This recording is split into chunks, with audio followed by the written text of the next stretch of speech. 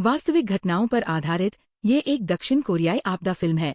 दक्षिण कोरिया के इतिहास की ये सबसे बड़ी मानव निर्मित आपदा है, जिसमें 1 मिलियन लोग पीड़ित हुए तथा 20,000 लोगों की मृत्यु हुई। दक्षिण कोरिया की कुल जनसंख्या इससे 50 मिलियन कम थी। उस समय इस घटना ने काफी हलचल मचाई थी। इस दुर्घटना में हजारों बेकसूर लोगों की मौत क्यों हुई, जबकि इसे टाला जा सकता था? कहानी की शुरुआत एक छोटे लड़के के तैरने से होती है। वह पानी में बेहोश हो गया और उसे अस्पताल ले जाया गया। लड़के के पिता जॉन एक डॉक्टर थे। उनके पास इस बारे में सोचने का समय नहीं था। उन्होंने तुरंत अपने बेटे की सर्जरी कर दी। पता चला कि फेफड़ों में फाइब्रोसिस हो गया है और केवल फेफड़ों का इलाज करके ही मरीज की जान बचाई जा सकती है। पत्नी भी घर पर बेहोश होकर गिर पड़ी। सबसे बुरी बात ये रही कि उसकी बहन ने उसे बचाया नहीं। दुखी डॉक्टर अपनी पत्नी के शव को पकड़कर फूट फूट कर रो रहा था। एक ही दिन में एक के बाद एक दुर्घटनाएं हुई। उसे लगा कि कुछ गड़बड़ जरूर है। जहां तक क्यू चाओ की बात है, अपनी पत्नी के शव को शांति देने के बाद उसके फेफड़े पत्थरों की तरह सख्त हो गए थे। ये बिल्कुल उसकी बेटी जैसी ही स्थिति थी, लेकिन डॉक्टर ने पहले कभी ऐसा नहीं देखा था। एक सहकर्मी के शब्दों ने उसे इस लक्षण की याद दिला दी। कुछ साल पहले एक प्रोफेसर को इस तरह के मामले का सामना करना पड़ा था। डॉक्टर तुरंत सलाह लेने के लिए प्रोफेसर के पास गया। प्रोफेसर ने कहा कि एक समय ऐसा भी था जब इस तरह का मामला सामने आया था। कम प्रतिरक्षा वाली महिलाओं और बच्चों को बस साधारण निमोनिया के रूप में माना जाता था। इस तरह की चीजें केवल वसंत ऋतु में ही निकलती है और फिर गायब हो जाती है।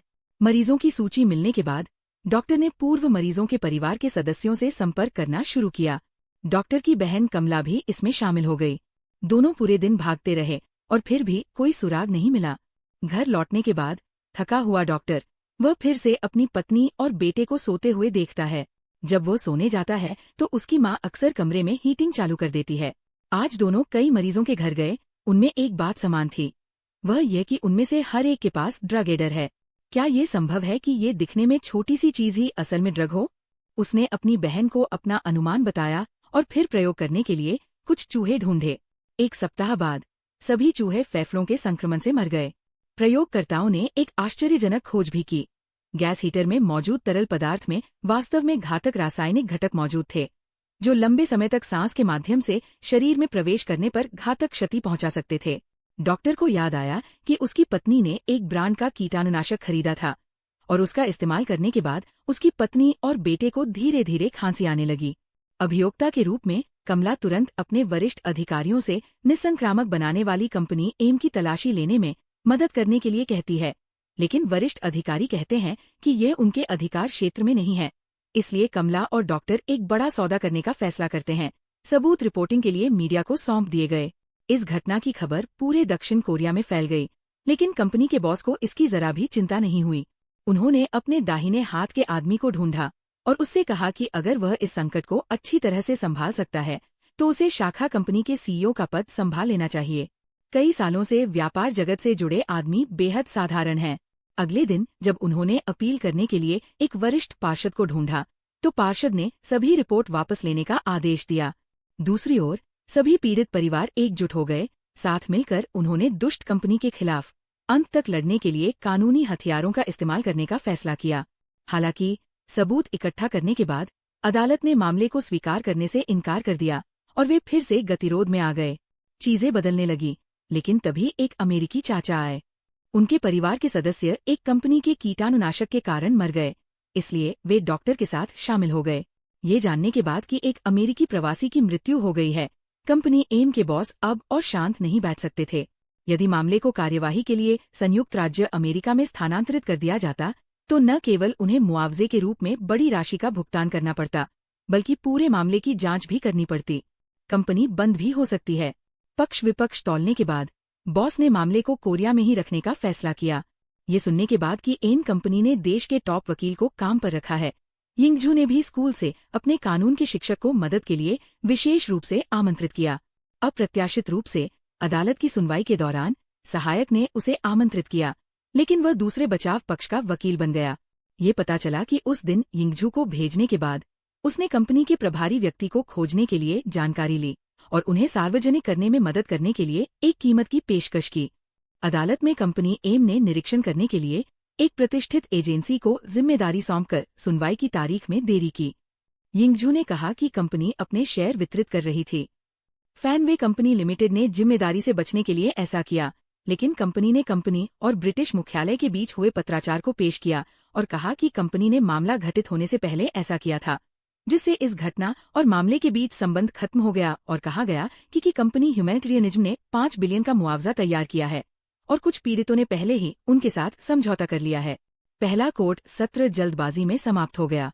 डॉक्टर ने लाओ जू को पाया जो पीड़ित को वापस करने और उसे पीटने वाला था।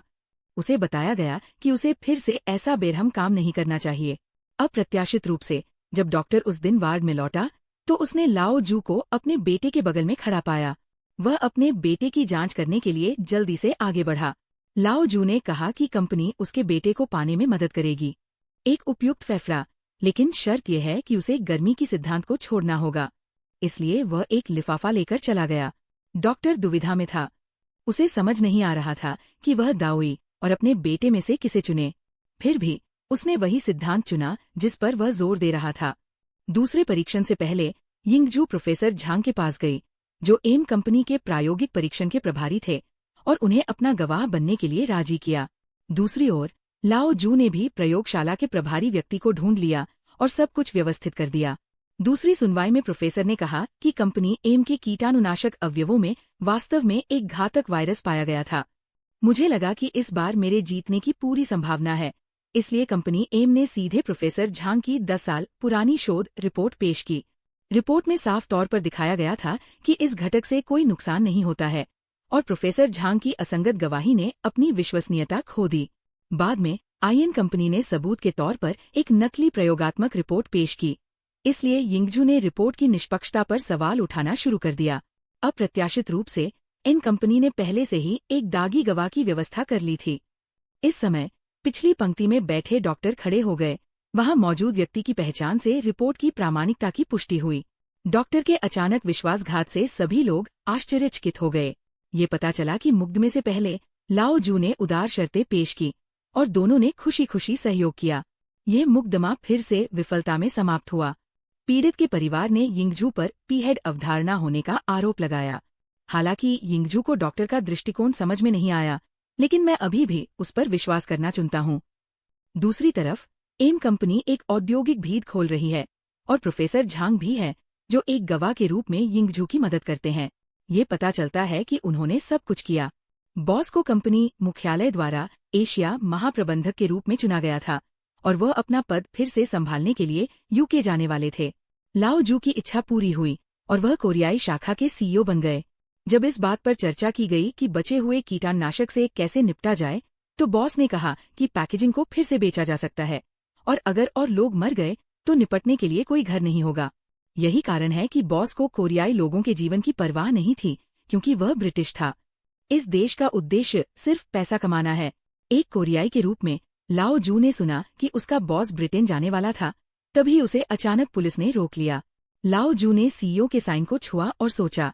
जब उसने देखा कि उसके बॉस को गिरफ्तार कर लिया गया है, तो उसने वही बात दोहराई। ये पता चला है कि वह एक बार शिकार था। इसके विपरीत ये कंपनी के स्टरलाइजर के इस्तेमाल की वजह से था कि जब वो आखिरकार चला गया तो उसकी पत्नी उत्तेजना बर्दाश्त नहीं कर सकी और लिफाफा सील कर दिया। जिस क्षण वह अपनी बेटी की राख को पकड़े हुए थी, उस दिन बदला लेने के बीज बोए गए थे। डॉक्टर को वह लिफाफा मिल गया जिसे उसने दबा रखा था।